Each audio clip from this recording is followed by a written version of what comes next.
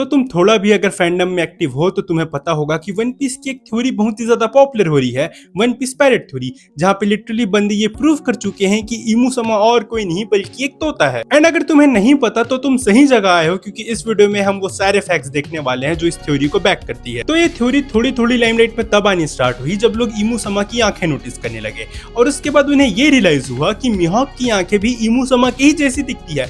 तो उन दोनों का ये तो डाउट हो गया कि हाँ, मिहॉक एंड इमू दोनों ही सेम क्लैन से बिलोंग करते हैं, क्योंकि नो वे अगर शैंक सेलेस्टियल ड्रैगन है तो मिहॉक सेलेस्टियल ड्रैगन नहीं होगा। फिर वन पीस का चैप्टर रिलीज होता है and Luffy out of sudden एक जीनी में ट्रांसफॉर्म हो जाता है। पहले लोगों को लगता है कि हाँ, ये गियर 5 का एक एक्सटेंडेड फीचर होगा, बट बाद में एक हफ्ते बाद क्या होने वाला था ये कोई नहीं सोचा। फिर ओडा सेंसे की भी पुरानी आदत है कि वो पॉप कल्चर रेफरेंस देते रहते हैं, और फैंस जब इस थ्योरी में डीप डाउन किए तब उन्हें पता लगा कि जीनी हमेशा अलादीन के साथ ही रहता है, और अलादीन का एक और पेट होता है, और गेस व्हाट क्या है? पैरेट। अब यहाँ से जो आग लगनी स्टार्ट होती है भाई मैं क्या बताऊं। सबसे पहले बैकग्राउंड नॉइज आई तो थोड़ा इग्नोर कर देना, बाहर बारिश हो रही है और मैं जस्ट यहाँ पे रिकॉर्ड कर रहा हूँ। तो सीन ये है कि लोगों ने ये नोटिस कर लिया कि पैरेट को जापानीज में ओमू कहा जाता है। वेल गेस व्हाट, इमू और ओमू थोड़ा सी तो सिमिलर लग रहा है, बट उन्होंने ये भी नोटिस कर लिया कि मिया मिट्टू पैरेट की आंखें भी इमू जैसी दिखती हैं। अब यहाँ से लोग ना मिहॉक को भी नहीं छोड़े। ऑब्वियसली पहले उनकी आंखें तो सिमिलर लग ही रही थी, फिर फैंस ने थोड़ा दिमाग लगाया और इस कंक्लूजन पे आए कि दोनों एक ही रेस से बिलोंग करते हैं, जो शायद एक बर्ड रेस हो, जहाँ पे मिहॉक एक हॉक को रिप्रेजेंट करता है और अपना मिया मिट्टू इमू समा है। अब यहाँ से ना ह्यूमन क्यूरियोसिटी टेक ओवर कर लेती है, and this is my favourite part, क्योंकि लोग लिटरली पैरेट के बिहेवियर तक स्टडी करने लग जाते हैं। अलग अलग स्पीशीज में क्या होता है, वो क्या खाते हैं, कैसे चलते हैं, क्या उनका लोकल से लोकल बिहेवियर है, सारे ट्रेड्स।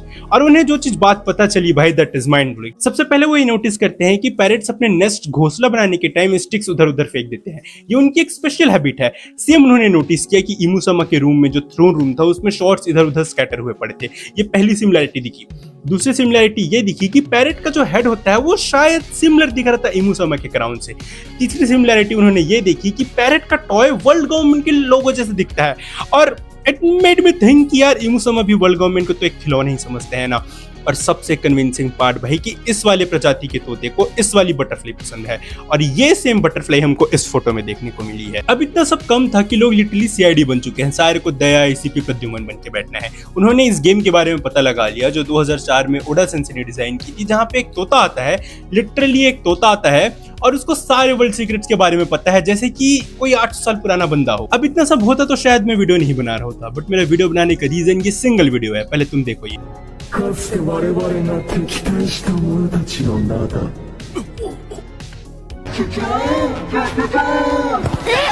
だあいつなんか言ったのか。 देख लिया। अब दोनों की वॉइस नोटिस करना, स्पेशली जिस टाइप की स्पीशीज की तोते की बात मैं किया था।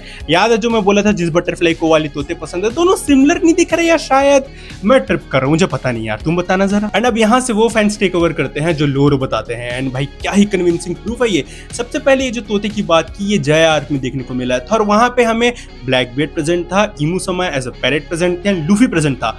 ब्लैकबियर्ड हमारा डेविड डी जोन्स हो गया क्योंकि उसी की लीनिएज में है, मंकी डी लूफी हमारा जॉय बॉय समझ लो, और पैरेट हमारा इमू। तीनों लोग, तीनों हमारे मेन विलन, मेन हीरो, सारे एक ही जगह प्रेजेंट। कोइंसिडेंस नहीं है थोड़ा ये। वो ये बताते हैं कि रियल वर्ल्ड में या कोई भी फिक्शनल वर्ल्ड में एक अच्छे पायरेट के दो दोस्त होते हैं, एक बंदर और एक तोता। And we all know David D Jones एक बहुत ही अच्छा पायरेट था, तो क्या पता उसके पास भी दो ऐसे पेट्स थे, एक मंकी एंड एक पैरेट। दोनों ने मिथिकल जोन फ्रूट खाया, जहाँ पे एक जॉय बॉय बन गया और एक इमू समा। एंड यहाँ से ना कुछ चीजें और भी क्लियर होनी स्टार्ट होती हैं कि डेविड डी जोन्स ना कभी अर्थ का था ही नहीं, वो चांद का इंसान था। मतलब जब वो मून से यहाँ पे आया तो उसे वो डी क्लैन का लोगो मिल गया, एंड ऑब्वियसली वो दोनों उसके ही पेट्स थे, तो अपने मालिक जैसी तो सरनेम लगाएंगे, इसलिए पैरेट और उस मंकी ने दोनों ने डी क्लैन का सरनेम लगाना स्टार्ट किया। जॉय बॉय उस टाइम पे बिट्रे वगैरह हो दिया, जो भी लोर वगैरह चलती है, एंड उसकी फैमिली जो मंकी फैमिली जो आज हम देखते हैं, मंकी डी फैमिली, वो असल में जॉय बॉय के ही पूर्वज लीनिएज जो भी है। एंड अब यहाँ पे मैं अपना योगदान देना चाहता हूँ, तुम लोग बताना कि ये उस सही डायरेक्शन में जा रहा है कि नहीं। इस बात में कोई डिनाई नहीं है कि लूफी की जो इंस्पिरेशन है वो हिंदू मैथोलॉजी से ही ली गई है। लूफी की इंस्पिरेशन अपने हनुमान जी से ली गई है, उसका अटैक बजरंगन इस बात को प्रूव करता है। लूफी के पिताजी ड्रैगन के पास विंड पावर है, जस्ट लाइक अपने हनुमान जी के पिताजी पवन देव के पास विंड पावर थी। अब तुम ये नोटिस करो कि जो हनुमान जी ने जिससे शिक्षा ली है ना, जो उनके टीचर थे वो सन गॉड थे, यानी कि अपने सूर्य देवता थे। तो सूर्य देवता ने अपनी टीचिंग्स हनुमान जी को पास की। किसको पास की? पवन देव के बेटे हनुमान जी को अपनी टीचिंग्स पास की। तो व्हाट इफ जॉय बॉय ने अपनी टीचिंग्स विंड पावर जो रखता है उसके बेटे को पास की, जो उसका नीका फ्रूट है, जो ऑब्वियसली हमारा लूफी है। अब इस बात को ना ऐसे देख सकते हैं कि हाँ Joy boy sort of teacher है अपने लूफी का by giving him a devil fruit, and ये पवन देवन अपना ड्रैगन वाला रेफरेंस। बट एक और रेफरेंस मैं ये समझ पा रहा हूँ कि ना zone type of their own will, तो ऐसा तो है नहीं कि कोई और भी कोई रैंडमली पैदा हो जाता है उसको मिल जाता है। और ऑब्वियसली अगर जॉय बॉय एक बंदर है तो उसके जो जितने भी लीनियज वाले हैं वो उसको रेस्पेक्ट के लिए या कुछ और करने के लिए मंकी सरनेम तो लगा ही सकते हैं। तो इट मेक सेंस ना यार कि जॉय बॉय कि लूफी का पूर्वज एक्चुअली में जॉय बॉय था, एंड हमारी जो माइथोलॉजी है वो इस चीज को बैक भी करती है। थोड़ी रिसर्च और की मैंने तो पता चला यार कि अलादीन के पास भी ना 2 पेट्स हुआ करते थे, किसी किसी स्टोरी में एक तोता और किसी किसी स्टोरी में एक बंदर। एंड फिर से यही सारा ट्रियो का कनेक्शन, अलग स्टोरी में अलग पॉप कल्चर रेफरेंस, ये सारा बस एक डाउट या तुक्का तो नहीं हो सकता। एक और चीज जो मैंने नोटिस की है ना यार कि जापान में there is a sort of trend जहाँ पे लड़कियों को बर्ड्स काफी ज्यादा पसंद आते हैं, और इस बात में कोई डिनाई नहीं है कि हमने भी डोरेमोन में देखा है कि शिजुका को उसकी येलो बर्ड नोबिता से भी ज्यादा प्यारी थी, that's a fact, okay. But हमारी जो बर्ड है तोता, वो भी तो वीवी की दादी परदादी को स्टॉक करते रहता है। क्या ये भी कोइंसिडेंस है? जहां तक मुझे पता नहीं यार, तुक्के एक बार लगते हैं, कोइंसिडेंस 2 बार हो सकते हैं। अब इतने सारे पता नहीं यार, सारे एक ही डायरेक्शन में पॉइंट कर रहे हैं, हो सकता है भाई ये स्पॉइलर हो, आई डोंट नो, या ओडासन से फिर से कुछ चेंज करने का ट्राई करें। इसको जो काउंटर करती है ना, ऐसी काफी सारी थ्योरीज हैं, काफी सारे फैक्ट्स हैं जो मेरे भी दिमाग में आ रहे हैं। सबसे पहले ये कि अगर जॉय बॉय 800 साल पुराना था तो एग्जैक्टली जो हमने मूरल देखा उसी की लाइन के अकॉर्डिंग जो सेकंड एरा था 400 साल पहले, उसमें कौन आया? अगर नीका एंड जॉय बॉय दोनों ही 800 साल पहले रहते थे तो वो 400 साल पहले कौन आया? इसका कोई आंसर नहीं है। उसी में एक और लाइन है कि nurture is devil, God of forest nurture is devil. इसका मतलब हमने यही समझा था गॉड ऑफ फॉरेस्ट ने डेविल फ्रूट बनाया 400 साल पहले।